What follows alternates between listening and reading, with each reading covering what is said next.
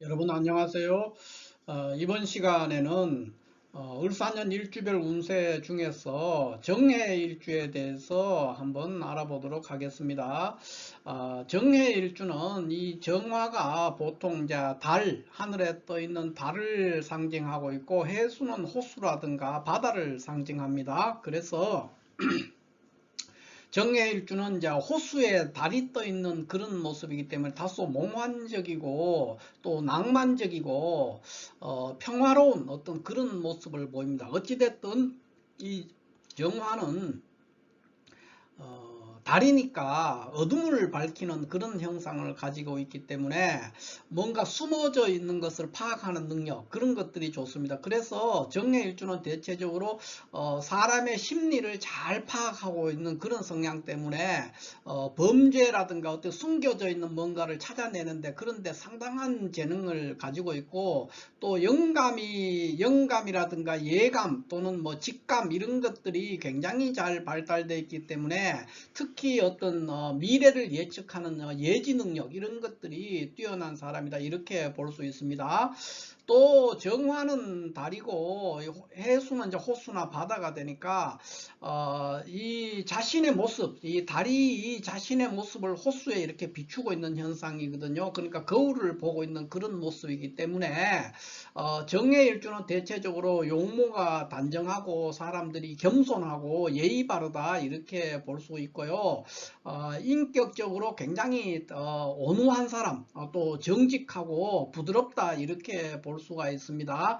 또 자신의 모습을 이렇게 거울에 비추고 이렇기 때문에 그 상대방과의 관계가 굉장히 돈독하니까, 특히 정해일주는 배우자와의 관계가 돈독하다, 이렇게도 얘기를 할 수가 있겠습니다.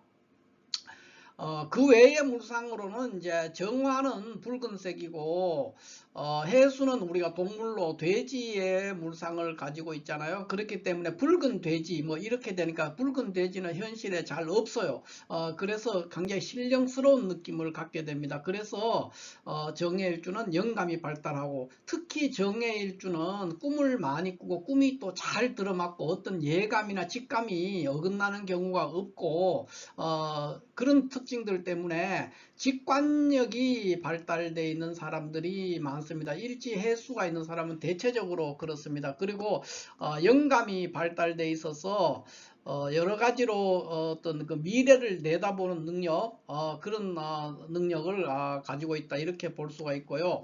그 외에는 이제 정화는 우리가 보면 또 모닥불이고, 해수는 금류잖아요. 그러니까 금류가 흐르는 옆에 모닥불을 피워놓고 있는 거니까, 겉은 항상 밝고 명랑하게 보이지만은 내면적으로는 항상 두려움이 있고 자신감이 부족하고 노심초사하는 그런 현상을 보인다, 이렇게 볼 수 있습니다. 해수 자체도 이게 먼 거리에 있는 것과 관련이 되기 때문에, 이게 결혼을 할 때는 보통 이제 차중 연애를 한다 그래요. 그래서 멀리 있는 사람하고 연애를 하고 객지와 인연이 높은 사람이다, 이렇게 볼 수 있습니다. 언제든지 이 해수는 역마의 속성 때문에 늘 분주하고 바쁜 사람이고, 또 정화가 해수에서는 태지에 있는 관계로 굉장히 귀가 얇고 준비하고 계획하고 이런 일들은 굉장히 잘하지만은 성취물은 굉장히 작은, 결과는 좀 작아지는 그런 현상. 그러니까 준비성이 좋은 사람이다, 이렇게 볼 수 있죠. 단점은 귀가 얇다, 뭐 이런 것들이 될 수가 있겠습니다. 특히 정해는 일지해수가 이 정관입니다. 그래서 정관성이 아주 잘 드러나는 사람이라서 아주 원칙과 명분이라든가 안전, 이런 것들을 굉장히 중시하고 인간의 어떤 도리라든가 이런 거를 아주 소중하게 여기는 그런 사람이다, 이렇게 볼 수가 있죠. 그 외에 이제 신살로는 이게 해수가 이 정화 입장에서 해수를 봤을 때 이거는 천을귀인이에요. 천을귀인이고, 또 일지를 정화가 여기 해수 속에는 임수와 정림합을 하는 이런 관계로 인해서 정해일주는 대체적으로 배우자와의 관계가 굉장히 좋다, 그러니까 배우자 덕이 있는 사람이다, 뭐 이렇게도 볼 수가 있겠어요. 이게 이제 정해일주의 특징이고, 종종 드물게는 이제 여자가 정해일주라 그러면은 이 정관을 암압하는 것 때문에 이성 관계가 이제 드물게 그런 현상이 있습니다. 이제 이성 관계가 다소 좀 복잡해질 수 있는 그런 현상이 있습니다. 그러나 이성 관계가 복잡할지라도 정해일주는 부부 관계는 굉장히 유정하고 부부 관계가 좋다는 거예요. 그런 특징을 보이고 있다. 이렇게 볼 수 있죠.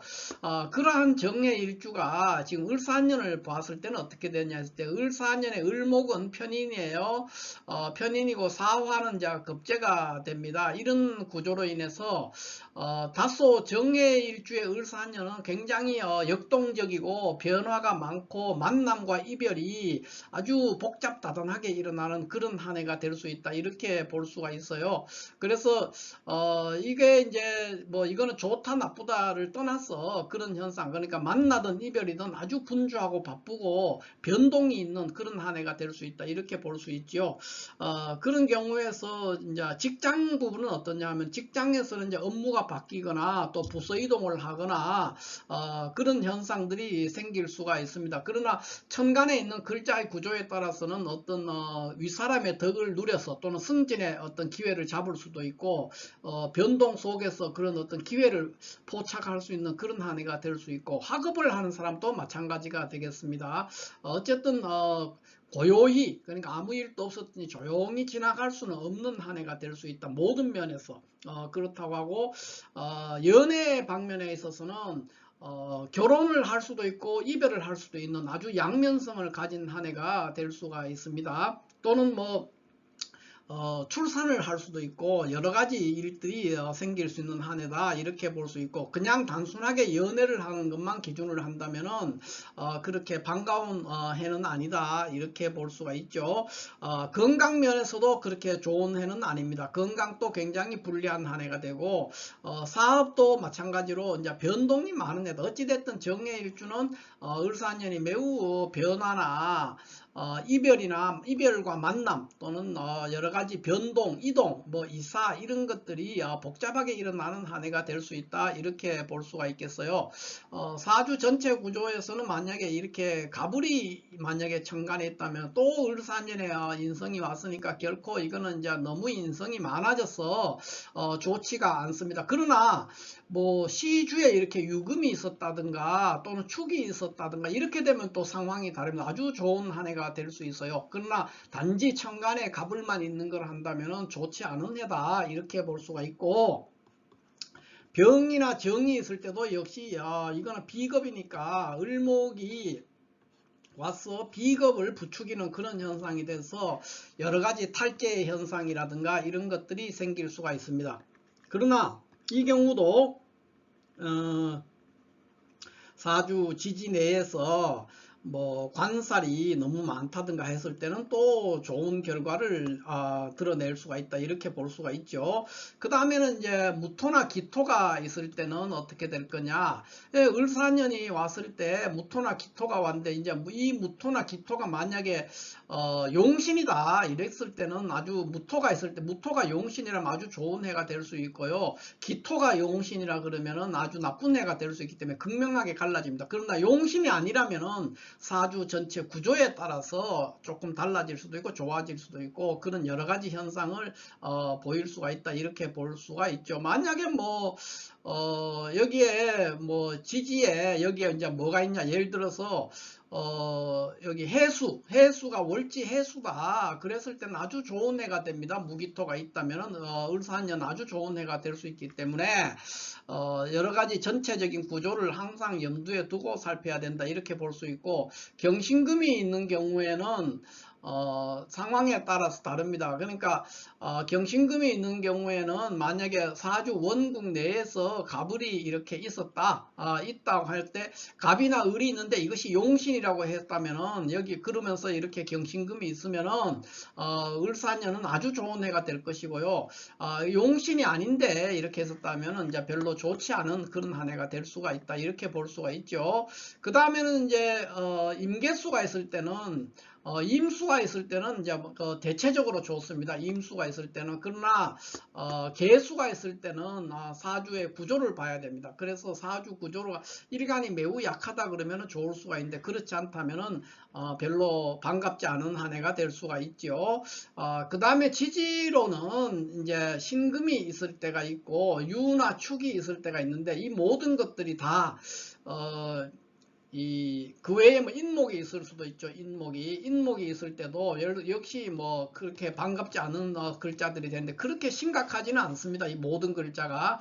그러나 또 이런 글자가 있다 해서 무조건 어떻다 할 수는 없고, 천간에 있는 글자와의 관계, 이 관계에서 이 전체 구조가 결정되기 때문에 뭐 단편적으로 이렇게 저렇게 얘기하기는 좀 어렵습니다만은, 지지에 뭐가 있든지 간에 큰 문제는 생기지 않는다, 이렇게 볼 수가 있겠습니다. 자, 이렇게 해서 정해일주 을사년 운세에 대해서 한번 간단하게 알아봤습니다. 감사합니다.